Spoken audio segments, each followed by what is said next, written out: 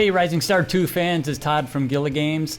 I haven't given an update in a little while because I've been super busy on the next update, which is going to be a pretty huge update. It's going to take a little while to get it done. I did post a roadmap in the Steam forums to give people an idea of the timeline and what's going to be in it, but I wanted to make a video real quick just to touch base with everybody.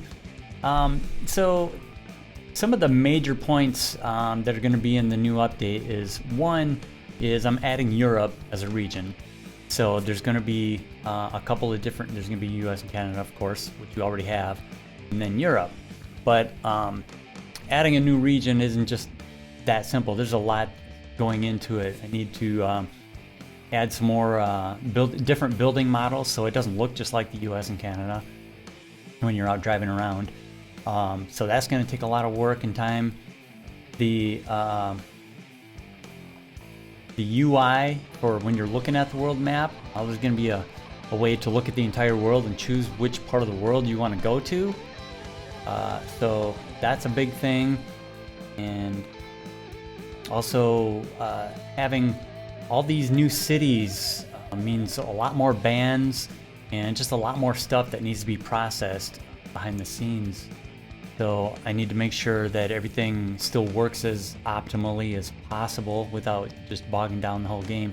Save game files are probably going to get much bigger.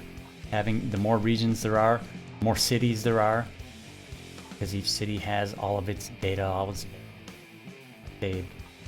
Other than that, another big thing coming is an attitude system. What that means is each musician is going to have 3 attitudes, and you'll be able to change those gradually as you want to, and that's basically going to replace how the relationship system works between the musicians and how well they get along with the yellow, green, red lines, which is kind of just like a hidden background thing, which originally it would evolve over time and you couldn't do anything about it. It just made relationships get better or worse over time. But now the relationships can be based on what attitudes they're into, how compatible they are with each other, and you will have some control over that. But what you will not have control over is the popular and unpopular attitudes that are happening in each region of the world. So the US and Canada will have certain attitudes that are popular and unpopular. Europe will have its own.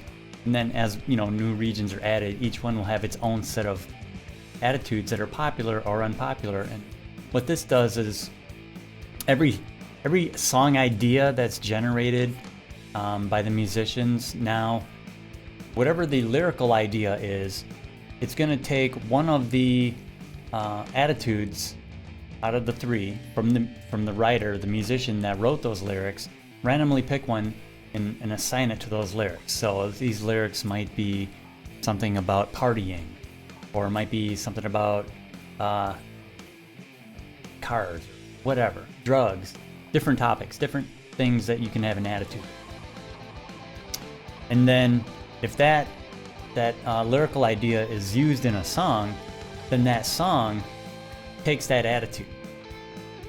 And it also can take on an attitude of low energy, high energy, depending on what kind of energy level you get it. And also, the new thing that's added to the song ideas is difficulty. For the non-lyrical parts, for the musical parts, there's now a difficulty rating in addition to a quality rating. The difficulty rating comes from the songwriter's playing skill. And what that does is, when you finally make the song that uses all the parts, you end up with a quality rating, difficulty rating, and one or more attitudes. So the song is a lot more elaborate now.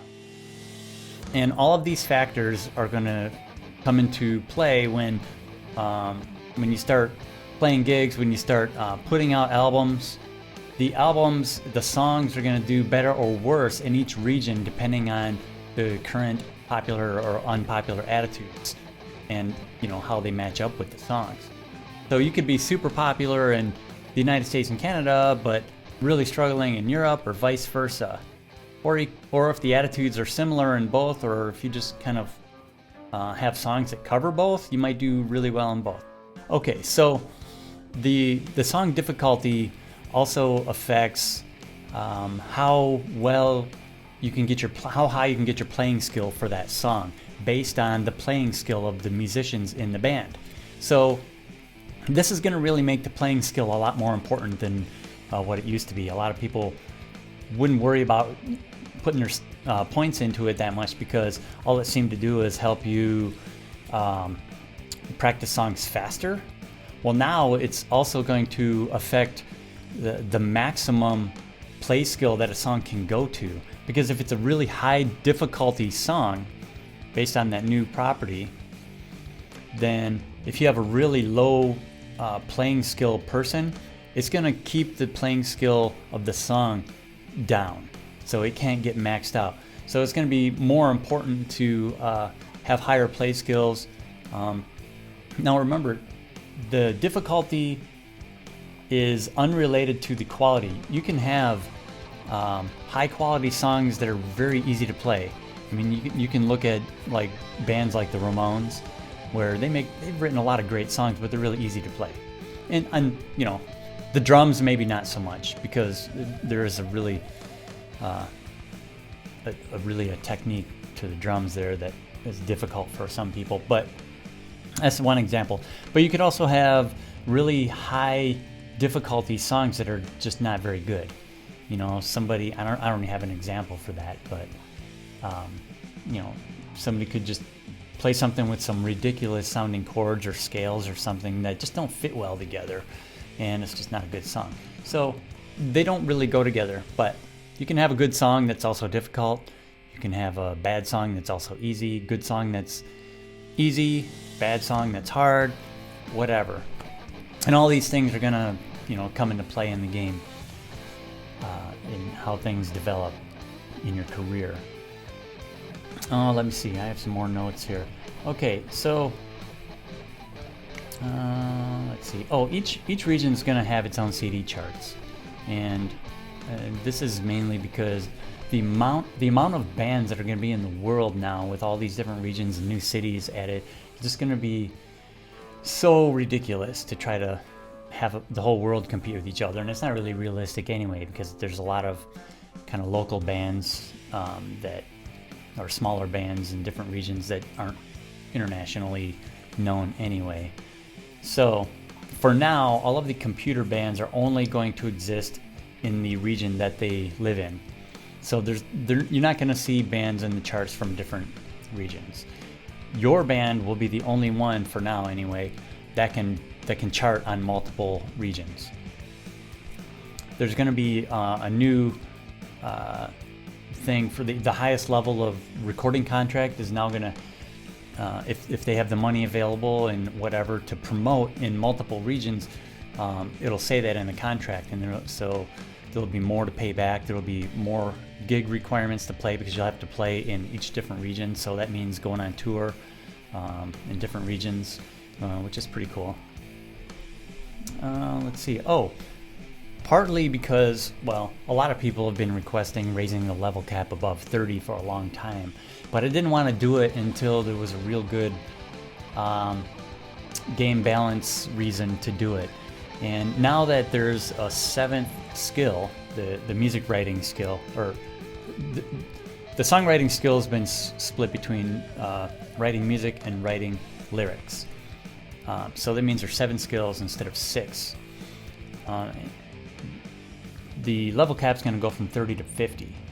But I also changed the experience curve for how much you need to level up, so that it's actually easier than it was before, or easier than it currently is, from level 1 to 19, I think. And I think at 19 it's about the same amount of experience required to get there. But then after level 19, the experience requirement starts going up more exponentially. So it's actually going to be harder to get to level 30 than it used to be, but it'll be really hard to get to 50. It's going to take a long time, a lot of experience. But hopefully adding more parts of the world and all these different options will just give people a lot of different new interesting ways to gain experience. Those are the main points right now. There's a lot of little things that are going into this update, a lot of bug fixes, people reporting some issues like with the van being reported as undrivable as soon as they leave their house. I have a fix for that. And a couple other small things, and also doing a lot of quality of life enhancements just to make the game smoother to play.